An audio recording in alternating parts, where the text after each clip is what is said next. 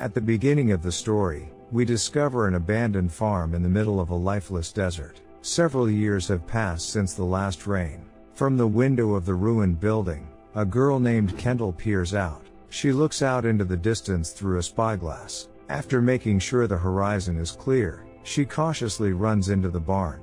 Hidden inside is a pump that pumps out precious leftover drinking water. Kendal fills the can with water, takes some cereal from the box, and returns home. A guy named Dean, with whom Kendal lives in the attic of the house, is studying the blueprints for a car distributor. The girl leaves the water and cereal in their little room and sets off across the vast wilderness. Kendal surveys the terrain, seeing the bodies of those who have passed away from thirst out in the sand. Keeping her rifle at the ready, she approaches another abandoned farmhouse. She finds an empty jar at the entrance and pours some water into it. Kendal makes her way to the hangar where an airplane is located. In order for it to take off, it lacks only one part, a suitable distributor. The girl tries to plug in the one she has, but nothing works. Back at her farm, Kendal informs Dean of the failure. The guy says that they will surely find another distributor. The girl turns on the radio, over which she listens to messages from unfortunate and thirsty people. Tired after a hard day, Kendal falls asleep. The next morning, the girl wakes up to a sharp sound. Dean looks out the window, and suddenly they hear voices of some people about to check out the building. Frightened, Kendal and Dean grab their guns and prepare to defend themselves. The uninvited guests have come to the farmhouse looking for water. They can't find it, so they walk away. The wayfarers, however, are far from the main threat to the young companions. The danger has passed, and the girl goes out again to fetch water from the barn. On the way back, Kendal suddenly discovers a strange girl in the house and immediately points a shotgun at her. The girl is thirsty and asks for water. Kendal holds out a jar of the precious liquid to her. The stranger is wounded and exhausted, but is still determined to keep going, for she must get to her sister. Suddenly a gunshot is heard. Kendal looks outside and sees the guys who were looking for water being shot. The stranger who got separated from them tells Kendal to get out, because these men are after all survivors. Kendal replies that she has a plan and will stay at the farm. The girl gives the stranger water and a knife and wishes her good luck on her journey. Kendal once again sets out into the desert. Here the girl meets a friend named Gabriel. They stop to rest for a while. Kendal remembers with regret that this place used to be rice fields, and hopes that it will rain again someday. Suddenly the guy decides to kiss Kendal, but she pulls away. The girl asks if he really found the remains of the plane. Gabriel replies that he saw it at the edge of a field near the pumping station. It would take 2 weeks to get there. The girl thanks Gabriel and leaves. Kendal runs over and sneaks closer to the pumping station of Baron Carson and his henchmen. They now control all the remaining water and are wiping out any survivors. Hiding in some withered bushes, she observes what is happening in the enclosed area. The girl sees a huge truck pull up to the station and they start pumping water out of it. Kendal returns home late at night. She and Dean are resting and looking at the globe.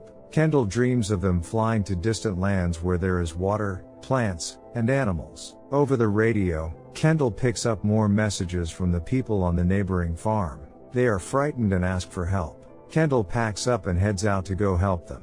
Dean is worried about the girl, but he can't stop her. Kendal cautiously makes her way into the house. The bandits are already waiting there. It turns out that the radio signals were a trap. The other survivors were supposed to respond to them, come to the rescue and fall into a trap. Carson and his gang ruthlessly dispose of the entire family and thoroughly search the farm. Kendal hides in a dark corner in terror and hopes not to be seen. If they're alive, they're consuming my water. The girl miraculously manages to escape from the farm unnoticed. The next day, Kendal continues to explore the desert. She discovers an abandoned car and decides to take the distributor out of it, hoping it will be suitable for an airplane. The girl tries to connect the wires to it, but even that attempt proves unsuccessful. Kendal comes to check on a boy named Albie. She leaves water outside his house for him every day. He lives all alone on one of the nearby farms. Kendal says that she and Dean have found an airplane, and suggests that he join them. Albie replies that it is safer to live alone. After making sure the boy is doing well, Kendal leaves. The girl returns home and fetches water for Dean.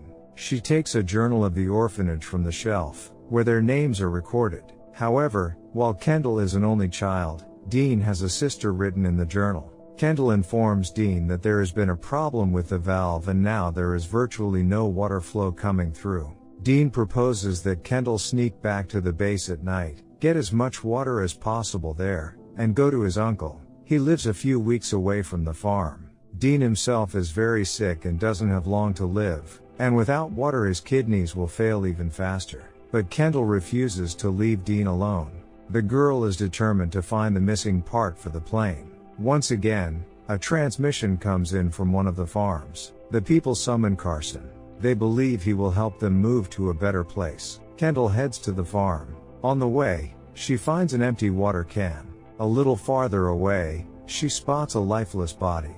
Kendal runs closer and realizes that this is the same girl who was looking for water on her farm. Unfortunately, she didn't make it. As she walks further, she sees Gabriel and his family. They are burying their relative by covering him with sand. Grace, one of the family members, informs Kendal that the well on their farm has dried up and there is nothing else keeping them here. They were the ones who called the Baron on the radio, for he can settle them in his camps, where there is still water. Gabriel suggests that the girl join them and says that Carson has a cure for Dean. Kendal is skeptical of such an offer. Then Grace suggests that Kendal use the rest of the water in the house, for they are determined to leave with the Baron. Kendal approaches the house to draw some water. Carson appears with his men.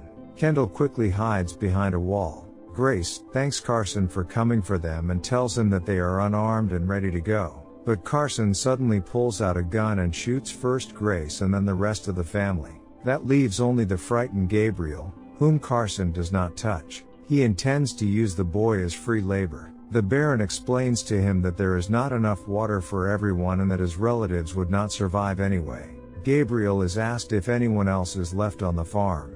The boy realizes that his life depends on his answer. He honestly admits that there is one other person left. Carson's gang searches the farm, using heat sensors. After ascertaining that there is someone in the house, they shoot poison gas into it. A young man actually runs out of the house, who is immediately shot by Carson's daughter. Kendal, on the other hand, manages to hold her breath and not reveal herself. Gabriel is asked if anyone else is still in the building, and he doesn't give Kendal away after all. The girl gets out the other side of the house and runs away. Suddenly, a gang member gets in her way. Kendal takes a blow to the head with a rock, but still manages to take out her enemy.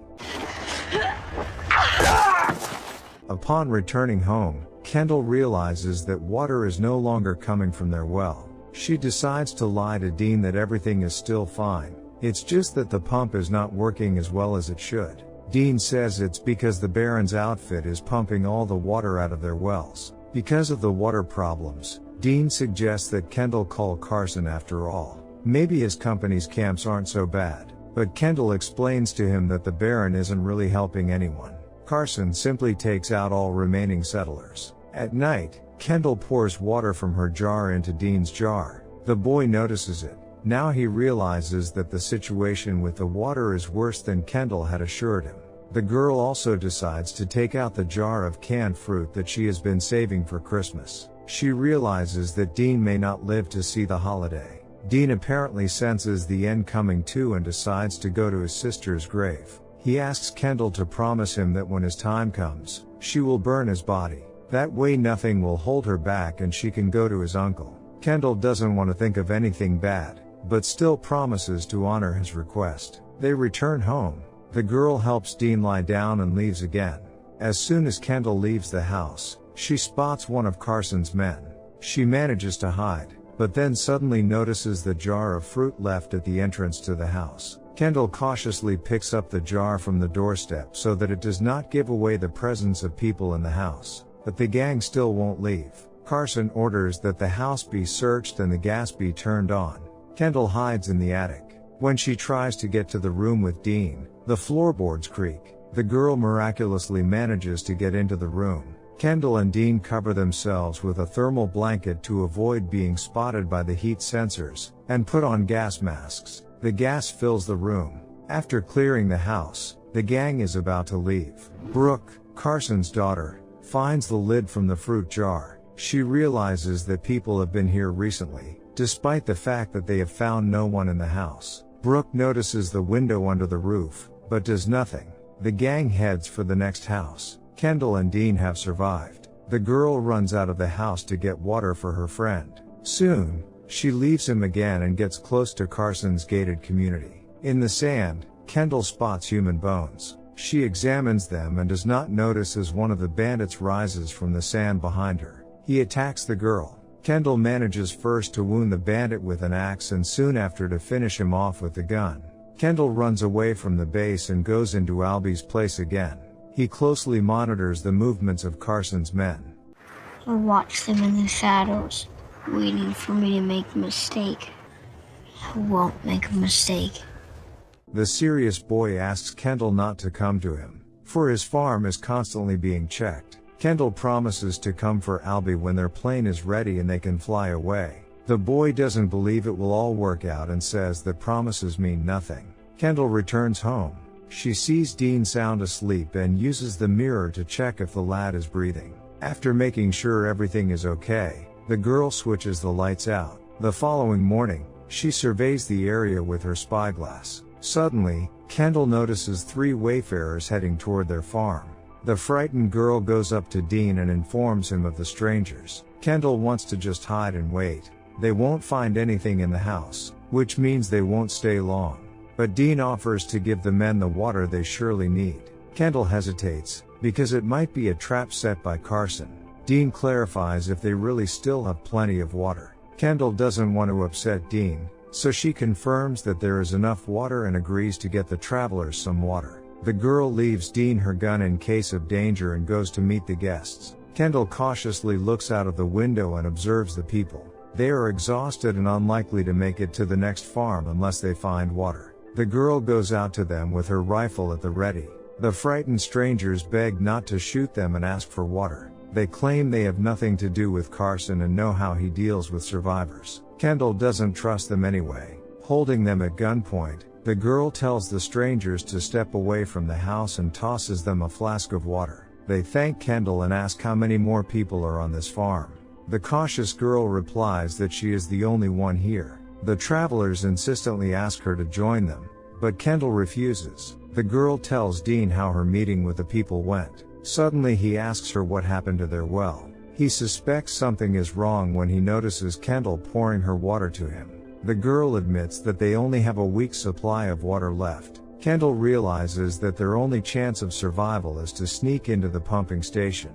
Dean says it's very dangerous, but the girl is determined to break into the restricted area anyway. He comes up with an idea on how to distract the guards. What's the one thing they fear in a world without water? Using a slingshot, the girl starts a fire on the station premises. The workers deal with the unexpected situation, and in the meantime, Kendal creeps up to a vehicle and takes the distributor from it. She compares the part to the blueprint and makes sure it works this time. Happy, Kendal runs into their room and joyfully informs Dean that she's managed to get the right distributor. She tells Dean that she will carry him in her arms if necessary. Now she has to wait until dark, and then she can head out. She kisses Dean and goes to fetch water for the road. Kendal fills the jar with water, but all of a sudden, she senses that something is wrong. She looks around, and turns out that the strangers have returned, and with ill intentions at that. Kendal takes a blow to the head and loses consciousness. The strangers are about to get rid of the gullible girl. When Kendal wakes up, she sees that a gun is pointed at her. A shot is fired, but it is Dean, who manages to save her friend at the last moment. Barely standing up, he takes out all the uninvited guests. Dean struggles to get to the barn to help Kendal, when suddenly the figures of Carson and his bandits appear not far from the house. He helps his friend hide in the car and heads towards the gang himself. Dean tells them that there is no one left on the farm and that he got rid of everyone in a struggle for the rest of the water. Carson is surprised that such a weak guy could defeat several healthy men. The Baron tells him that he always knew there were people on this farm because of the birds. They live where there is water. Carson reminds him that everything belongs to him now, the land and the water. Meanwhile, The gang has already checked the house, and now heads out to inspect the barn. Dean manages by surprise to shoot several of the bandits, but the weakened fellow is unable to defeat them all. Carson and Brooke get rid of Dean by shooting him in the chest. The gang thoroughly searches the barn. Carson and one of his associates argue that it's nobody's fault that there isn't enough water for everybody. If Carson hadn't become the ruler of the territory, there would be someone else in his place who would do the same to people. No one notices Kendal in the car, not even Brooke, who comes very close to take a look at herself in the mirror. Carson's daughter assures her father that no one is here and that it's time for them to move on. Kendal gets out of the car and runs to a nearby farmhouse. She winds up outside her friend Gabriel's house. There she finally quenches her thirst. Kendal approaches the place where Gabriel's family buried their relative. He has been covered in sand along with his sword, and now Kendal pulls out his weapon to fight her enemies.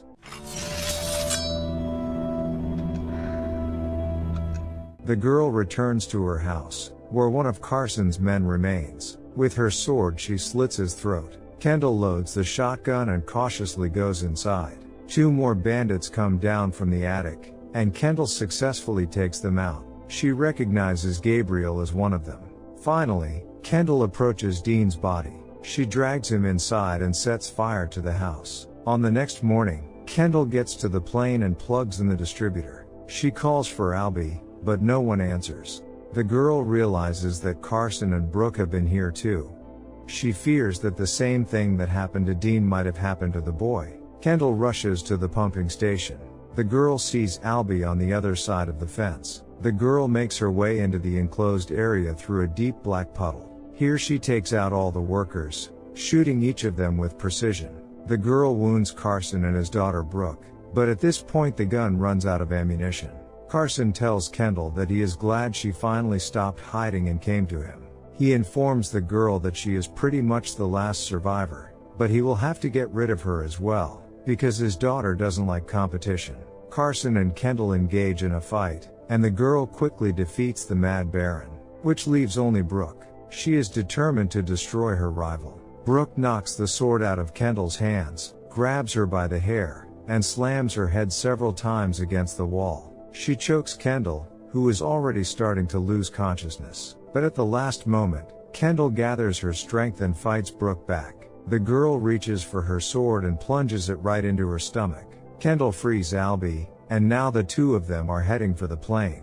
Albie asks the girl if Dean will go, but Kendal replies that he will stay here. Do you think they will be able to start a new life? Or will they have to fight for survival again wherever they go? Share your thoughts in the comments. Give us a like and subscribe to the channel. See you in our next videos.